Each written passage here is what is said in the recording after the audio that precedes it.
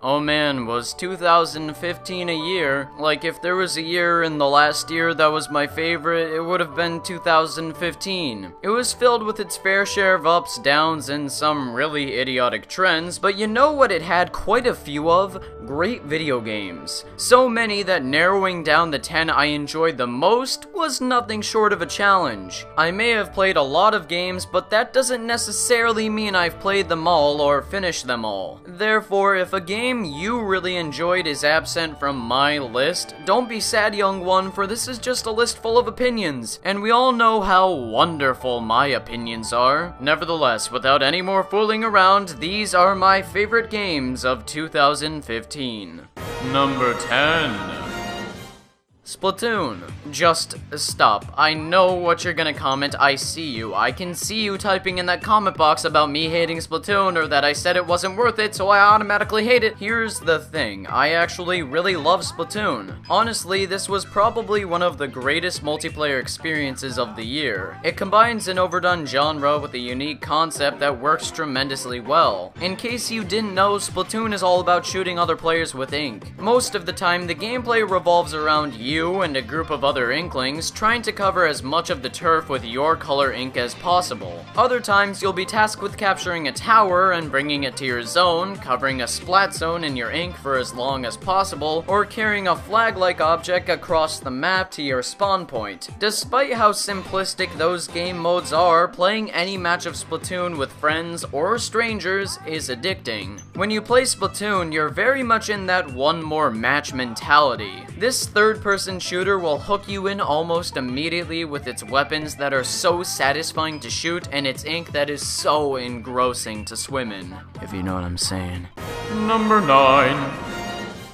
I Am Bread. Who would have known that a game all about bread would be so fun? I Am Bread is very much one of those games designed to be played on YouTube for silly reactions and for others to scoff at. But this weird bread title is more than that. It's a compelling, well-made piece of art. Playing as either a bagel, baguette, or regular slice of bread, you use a complicated set of controls to move each part of your bread to make it to some end goal. See, it's all about the journey here, not the destination. Along the way, you could dip your bread toe in some water, pick up some eggshells, or have to light a grill with a match, then try to toast yourself evenly on it. It's ridiculous, but enjoyable at every step of the way. Although that concept does get somewhat tiresome as you play more and more, the vast majority of levels, and most importantly, the amazing soundtrack, prevent me from getting bored just a tad bit slower. I mean, there's only so long bread can be entertaining for.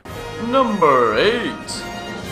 Bloodborne. I'm sure none of you knew this about me, but I'm a huge fan of the Souls franchise. I don't think I can count how many hours I've put into Demon Souls and Dark Souls 1 and 2. When I got my PS4 in December and picked up Bloodborne with it, I was a happy camper. I know Bloodborne is not the most revolutionary entry in the series, but it's still a pretty damn good one. What I love most about Bloodborne is how good it feels to kill enemies. Every time you hit an enemy, their blood splatters everywhere, and it feels so nice. Yeah, that sounds really weird when I say that out loud, but that's part of the charm of Bloodborne. No game I have played this year besides Splatoon has nailed this feeling of satisfaction when you mow down monsters and foes. Plus, the game's pretty challenging, and while grinding for those blood echoes does get annoying, killing baddies is so fun that it's not a deal breaker for the whole experience. Not to mention, this is one of the best looking games on the PS4, and one of the only games on the system.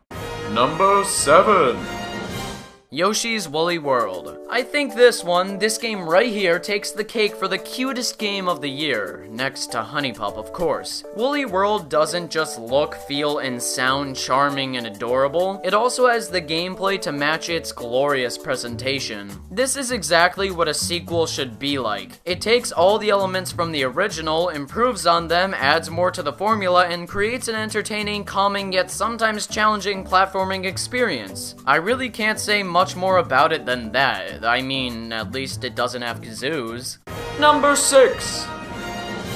Dragon Ball Xenoverse. Okay, I know a large portion of the internet thinks this game is trash just like the anime itself, but hear me out. DBZ is one of my favorite animes, as cliche as that may sound. Ever since I was a kid, I loved watching it, and call me a nostalgia-blinded thing all you want, but I will stand by my opinion that DBZ is really cool and memorable. So Xenoverse was like that smooth and savory ice cube on a hot summer day when I first bought it. Keep in mind I had never played any Dragon Ball games prior to this, so I was pumped to be blasting Cybermen with Kamehamehas and destroying Frieza on a deteriorating Namek as a Super Saiyan. Fighting alongside or against my favorite DBZ characters was simply a fun time, and one that I continue to go back to just to experiment with new moves or customizable characters. Sure, you can complete the game by just spamming ultimate attacks, but it's not game ruining, to be honest. Sometimes a game comes along that may be flawed in many ways, but for some reason, it's a blast to play. What blast do you say? I don't even fucking know. Number 5. Pokemon Super Mystery Dungeon. Pokemon is one of those franchises that has few games that are absolutely trash. Even the spin-offs, for the most part, are well designed, and Super Mystery Dungeon is no exception. Unlike Gates to Infinity, the most polarizing installment in the series, Super Mystery Dungeon takes the pre-established formula from Explorers of Sky and Rescue Team and builds off of it. I know that the three-dimensional character models immediately turn off some people to this game, but I'm personally a huge fan of this particular presentation style. Character portraits are so expressive and somewhat humorous. There's quite a bit of character and charm here, from the visuals to the somewhat compelling story, to the fantastic soundtrack, and most importantly, to the gameplay. See, in case you couldn't tell, Super Mystery Dungeon is essentially a real-time Pokemon RPG. It's simplistic, sure, but something with Super in the title, it makes it automatically great, right? Number 4. Monster Hunter 4 Ultimate. 2015 was hard. Like, 2014 was semi-hard, but then when 2015 came, the time just got extra super hard. But you know what was hard that also made me hard? Monster Hunter 4 Ultimate. At first glance, this game is nothing to get all that excited about. You hunt down monsters and kill them, big whoop. Well, you, sir, clearly have never played a Monster Hunter game before, and neither had I until this particular installment. Oh boy, am I glad I finally did. Monster Hunter 4 Ultimate is the perfect blend of challenge and exhilaration. Searching for that one monster with a buddy or two is really dramatic and thrilling. When you finally stumble across said monster and the fight begins, you get so tense and immersed into the fight. Battling a monster in this game is something that has to be experienced to be fully appreciated. You actually feel like you're going on this epic hunt with every monster you track down and murder. When you beat said monster, the level of satisfaction you feel is unlike anything else in the world, especially if that monster is really tough and vicious. To put it bluntly, this is a hard thing done right. Number 3. Honey Pop. Now this is a hard thing done right too, if you know what I'm saying. Okay, I know you're all probably just shocked that Honey Pop, out of all games, is so high on my list of the best games of the year. However, Honey Pop is legitimately, unironically, one of the best games of the year. Seriously. Looking past the anime girls, the boobs, the sex, and the boobs, Honey Pop is a well-developed puzzle game with a lot of depth. Honey Pop is kind of like an RPG, where you interrogate girls about what they like or dislike, give them presents, and answer questions dishonestly to get them to sleep with you. But this is where things get a little complicated, because to do the deed, you have to solve a few puzzles to make them love you. The puzzle solving in this game is so fascinating and unique. It's easily my favorite puzzle system in a game. When I play Honey Pop, I don't really play it for the naughty bits. As nerdy and uncool as that may sound, I play it for the puzzles. See, Grandma, that time you walked in on me playing Honey Pop, I really wasn't watching porn. I was just playing a really awesome puzzle game. Nothing bad about the... oh, no. Number 2.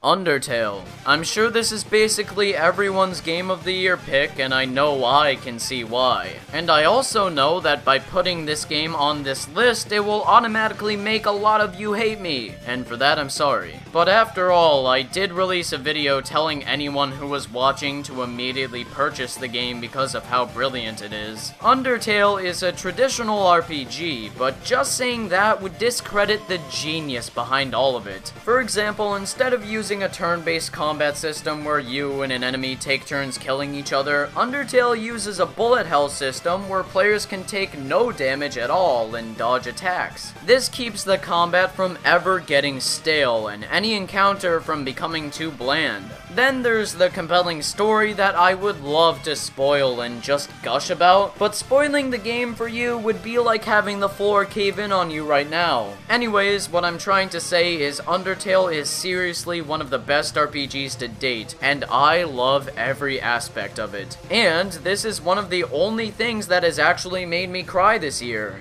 That and... Number 1!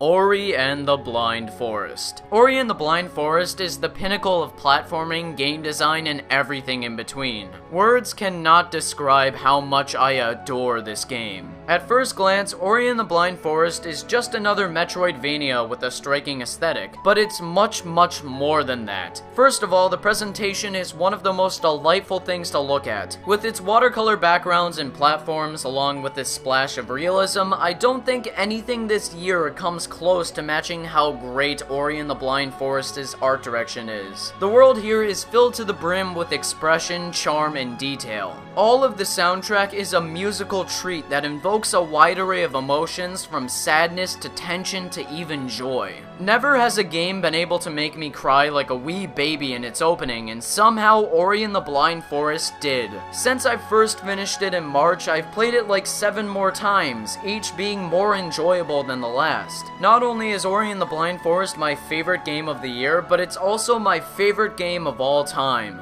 I cannot express to you how much I want everyone to be able to experience this title. I would implore every one of you to buy this game from Steam or the Xbox store if you have like 20 bucks to spend. So that just about does it for my top 10 favorite games of the year. If you have any games that you didn't hear me talk about or that you really love, please let me know. I haven't played every game this year, so I'm interested if I missed out on any hidden gems. But as always, thank you so much for watching and take care. Have a wonderful day and goodbye.